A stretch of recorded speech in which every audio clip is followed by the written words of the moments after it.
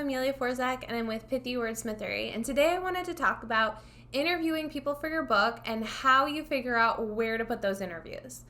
So I had a question come in from a client recently who's doing interviews for her book, and she was kind of unsure about how you know where to put the content for interviews if you haven't done the interviews yet. So that's a great question, right? So when you're writing a nonfiction book, which is usually what we're doing, at least with my business, we're wanting to involve people who know about the subject matter, but it gets a little bit confusing figuring out how you're going to place that information because you haven't actually talked to them yet. So you might have an idea of how the interview will go. You'll have maybe a couple questions, like you've got to have a reason why you're interviewing them in the first place, right? So maybe they're an expert about a certain thing. And you're planning on putting them in maybe, say, chapter 5. And then you do the interview and you're thinking, oh my gosh, like they're perfect for chapter 8. What do you do at that point, right? So my best advice, I think, is to try not to keep redoing chapters that are already done. So if chapter 8 is already done and you were happy with it and you're getting this interview and you're trying to figure out where to put it, ideally you want to put it not in chapter 8 because chapter 8 is already done. So if you are able to put it in another chapter, that's generally like a better way to do it. So if you think about the book as being like a puzzle and you're sort of like fitting things in, they can go in different places, you don't want to undo your work.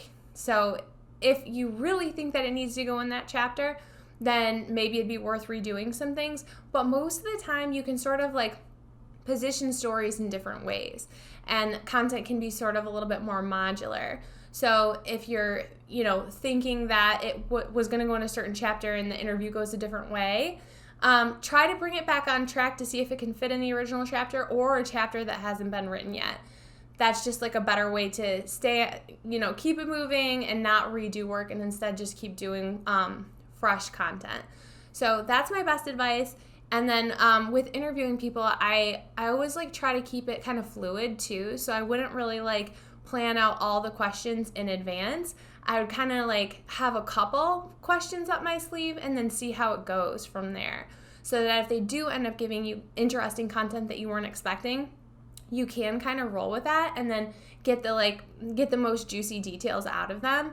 But I think it's better to kind of like go with the flow instead of just having the questions planned out. And I also would not have the same questions planned out for everyone for the book.